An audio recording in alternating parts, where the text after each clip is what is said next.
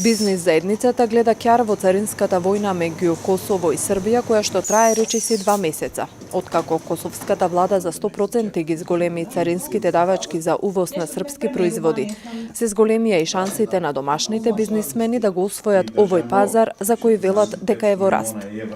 Косовскиот пазар по обем е многу сличен на македонскиот, меѓутоа е пазар во раст.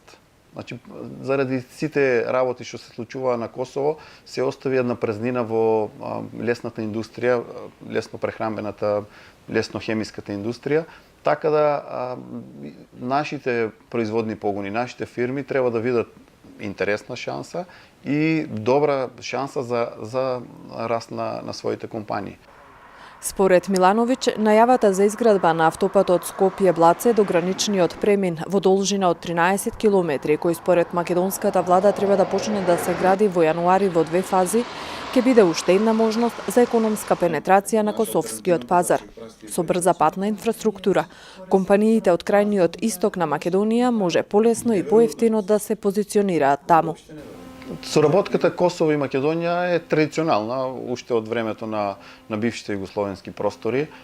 Веруваат во нашите производи и ние имавме еден период кога уште се пронаоѓавме и со квалитативно и квантитативно и со капацитети, така да отворена е, цело време отворена соработката, лесно се влегува, македонските производи лесно влегуваат, косовските граѓани ги барат нашите производи, веруваат во нив.